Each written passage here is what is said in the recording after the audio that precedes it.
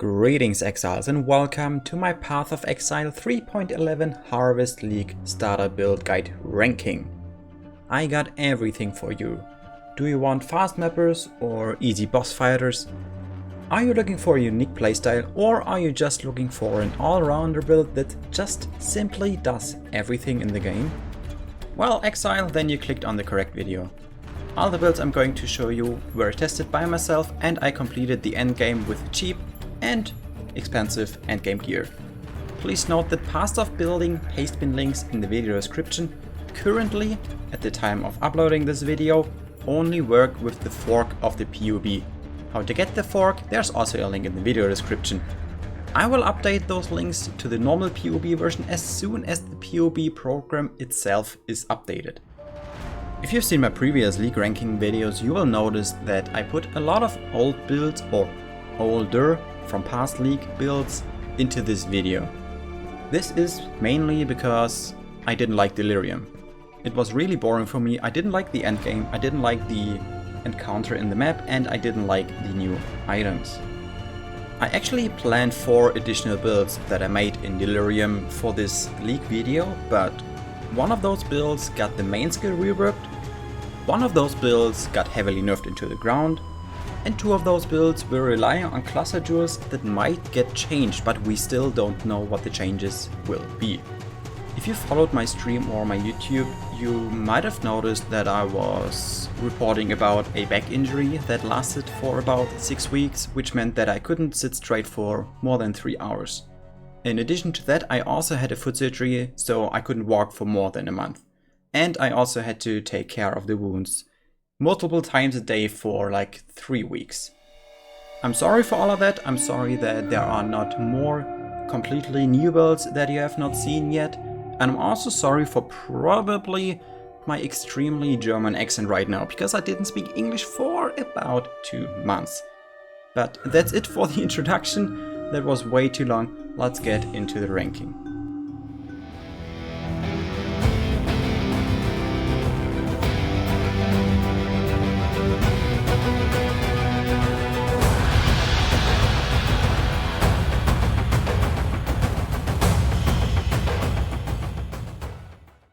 Alrighty then, let's get into the ranking categories here. Oh, and by the way, all that staying at home and my injuries and all of that also had a pretty high impact on my physical appearance. I hope you don't mind.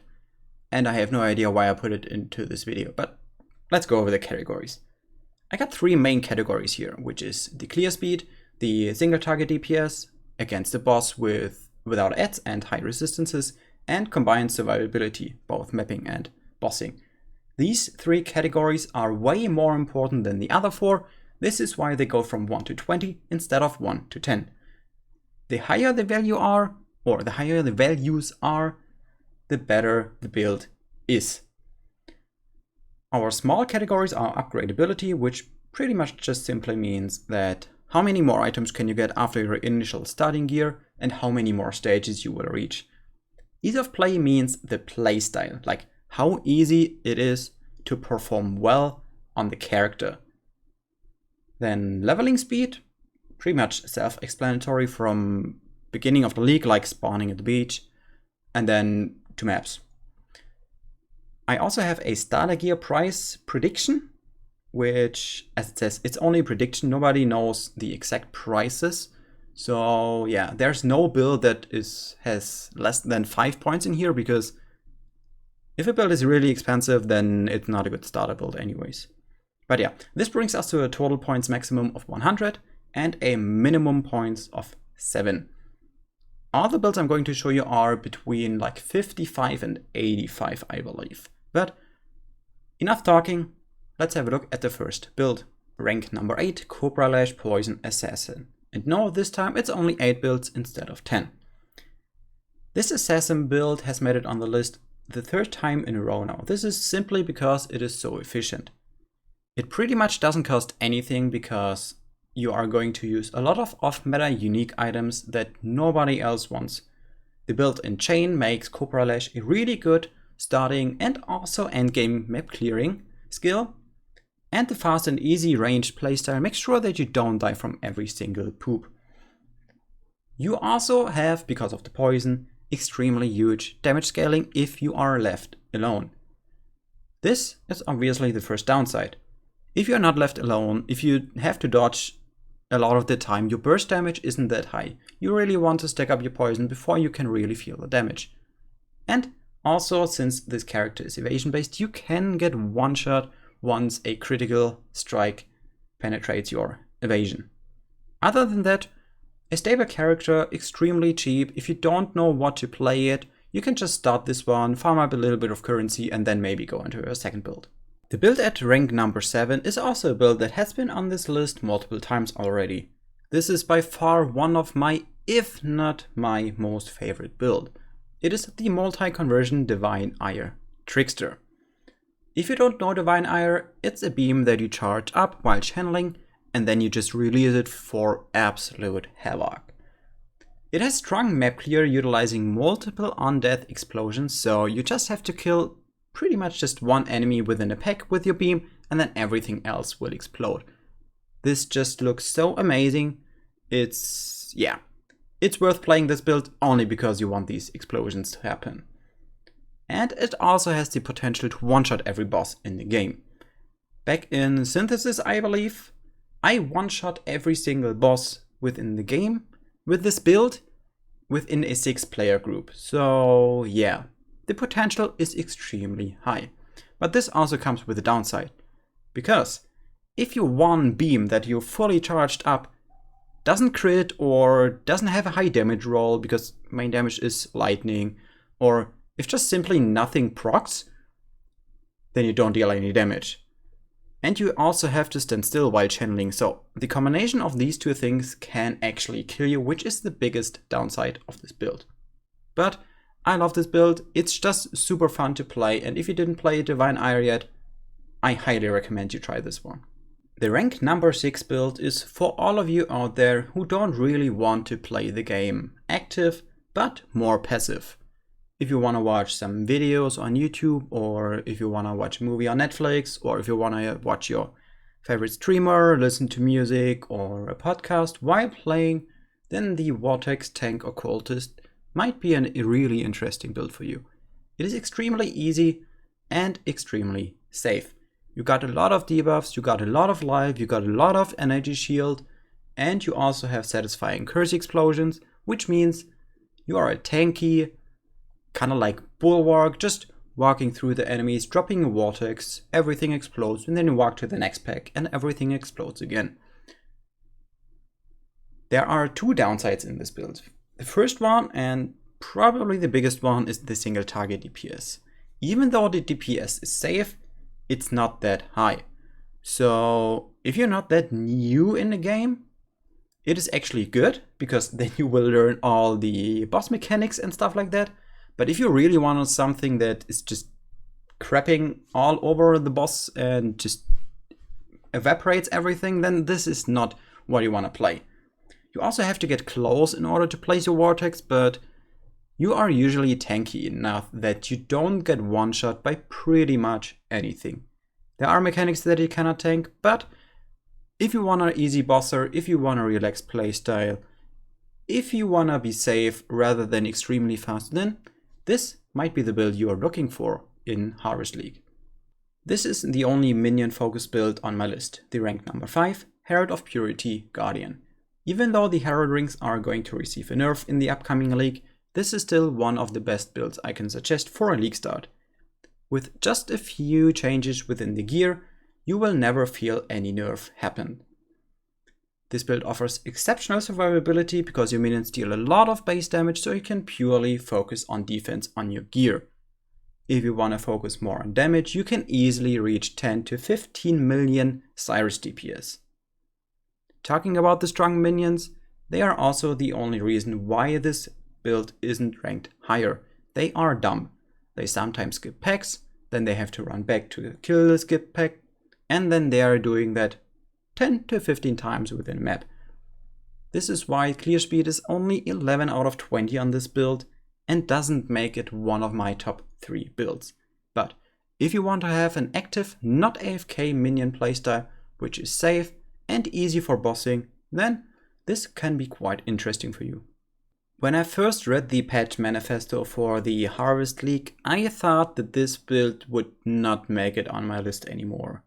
But when the patch notes came out and I actually saw that the nerfs to brands aren't that heavy as I actually believed, I thought, hey, let's compare it.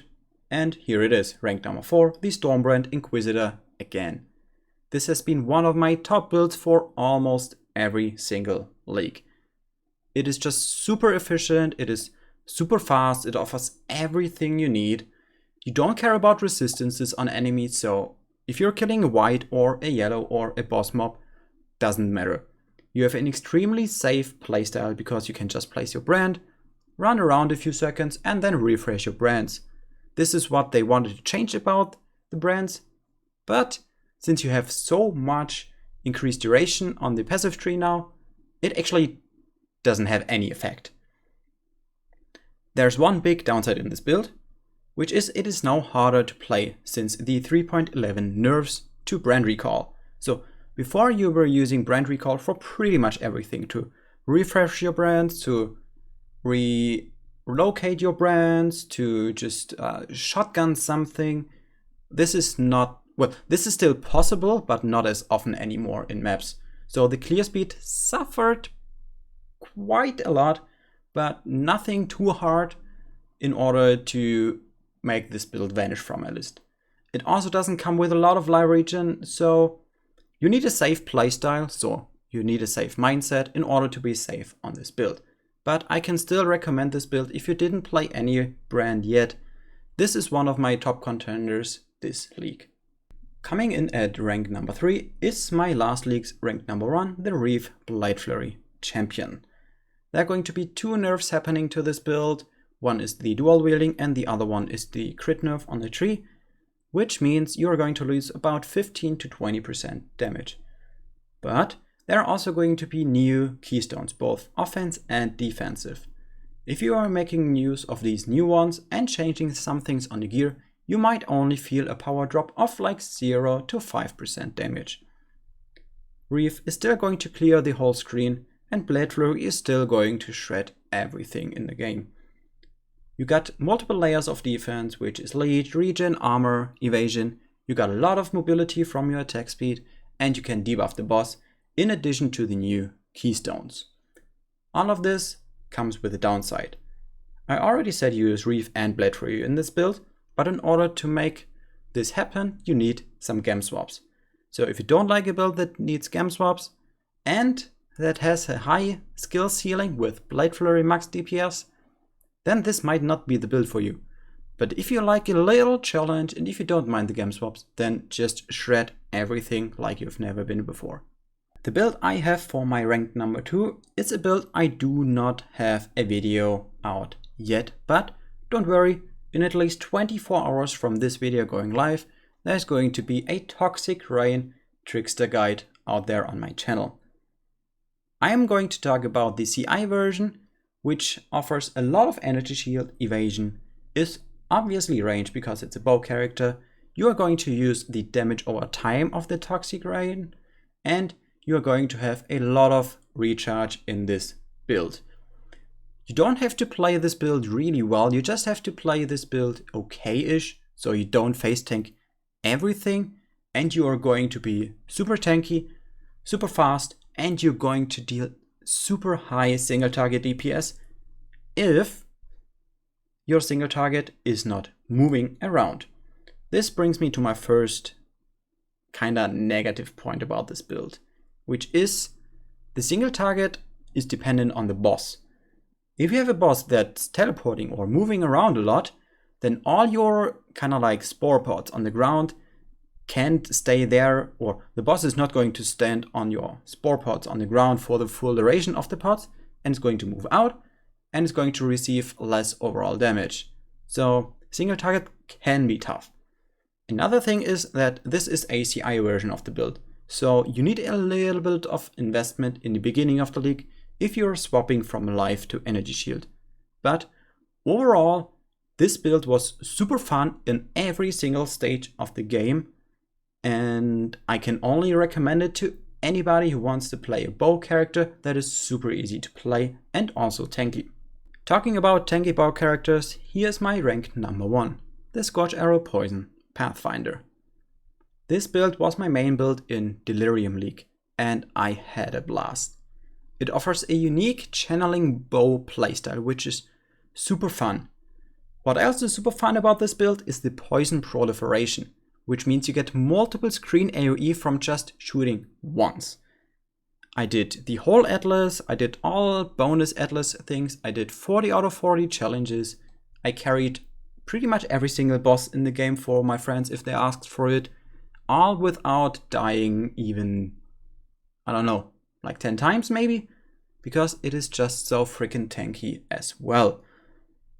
You got multiple layers of defense, you got pretty much perma uptime of flasks, you can build for 7k plus life, you can go for a lot of evasion in combination with the life, you have a lot of mobility, you are ranged so you don't get hit that much, you can debuff bosses or other enemies, and your damage is damage over time, which means even if you don't attack, you're still not going to lose that much DPS. There's one really big downside with this build, which is if it is played very badly, then you're not going to achieve anything on here. Because if you don't know how to aim your arrow, if you don't know how to fire your arrow, especially against bosses, you are not going to deal a lot of damage.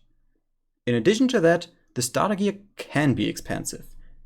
Last league in Delirium, the bow, the Darkscorn, was like 1.5 to 2 Exalteds with pretty much close to max rolls.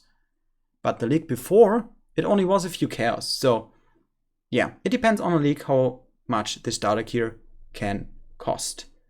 But other than that, this was probably the best build I have ever played and the most fun I have ever had in the game. So I can highly recommend it to anybody. Doesn't matter what you're looking for, just try this build and tell me what you think about it. And there you have it. Those were my top 8 starter builds for the upcoming Harvest League. Please keep in mind, this is my personal list, with only including builds that I have played extensively and I have build guides for. Exception is the Toxic Rain, but the Toxic Rain video is going to come just maximum 1 day after this video goes live. So, also keep in mind that even though a build is low on the list right here, doesn't mean that it's bad. It's just not as good as the top ones. But you should have no issues playing any of those builds, depending on what you actually want to play. So at the right hand side you can see a yellow text where I put kind of like a role for every build. The Scourge Arrow is the best clear speed one, and if you want to get into bossing, you maybe want to try Vortex, and if you don't know what to play yet and you want to gather up a few currency in the beginning of the league, maybe you want to try the Cobra Lash. But overall, my personal recommendation would be the Toxic Rain CI Trickster if you have absolutely no idea what to play. Why? And why this one instead of the Scourge Arrow? Because it is easier to play. Other than that, there are 5 more builds that I want to show you, but I don't want to talk too much about them. 3 of those are going to be just honorable mentions from previous leagues that I think will still work, but didn't make it on the list. And 2 of those that I have Theorycrafted in preparation for the Harvest League. The first Theorycrafted build I have ready is a 2-handed Cyclone Champion. The tree itself and a lot of gear parts are looking really close to the Reave Blade Flurry champion I have in this video, but this one is going to utilize the new 2-hand bases, the new keystones and the new war cries. Cyclone, as always, is going to offer you a smooth playstyle, and Impale is offering you absurd damage scaling. My second Theorycrafted build is the Ball Lightning Mines Saboteur. This build has been around for quite some time, so I'm 99% sure that my version is going to work as well. We are using Energy Shield as our primary defense, so recharge and regain of Energy Shield or of your defensive stat is relatively easy. Ball Lightning has always been dealing a lot of damage against big targets, but with mines you can also shotgun. So you can evaporate every single boss in the game without any issue. The miner playstyle can be quite annoying, as well as the gear could be expensive early on into the league, depending on how the meta develops. And also keep in mind that this build, as well as the Cyclone one I just talked about, are theoretical. The path of building links can be found in the description. Here's also a small overview again, but this time with the Theorycrafted builds. You can see they come in right in the middle there, just below the Reave Blade Flurry and above the Stormbrand. I think these are both extremely strong builds, but we will obviously have to see how they turn out. While you can have a look at my honorable mentions here, I want to talk about a few things.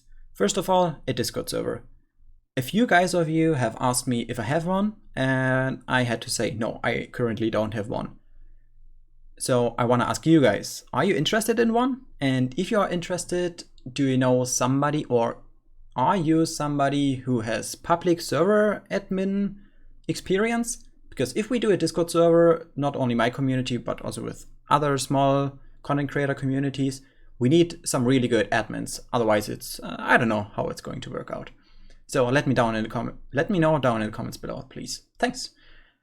The second thing is that I've been receiving quite frequent questions about progress, the Atlas, getting currency, improving a character step by step, everything in the beginning of the league. So I thought about making daily league start wrap-up videos on my stream that will go online on my channel for like, I don't know, like 5, maybe 10, maybe 15 days into the league, so everybody can see how I am progressing during a league start. Also let me know if you would like to have something like this in the comments.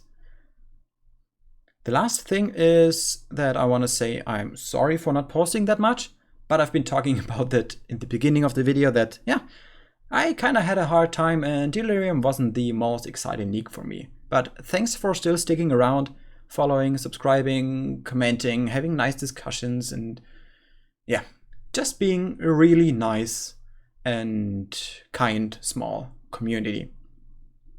This is going to mark the end of the video. Don't forget to follow my Twitch. I'm going to stream at least 1 week into the league. So if you want to know how to progress, what build I've been choosing, make sure to follow me on twitch.tv/play_like_J, where I'm going to stream a few hours before the league start and then obviously the whole league start week. Also, let me know down in the comments below what you think about this video, what I could improve, what you liked, what you disliked, and yeah, just give me some honest feedback, please. Thank you guys very much for watching. I will see you guys in the league start. I am Jay, and I'm out.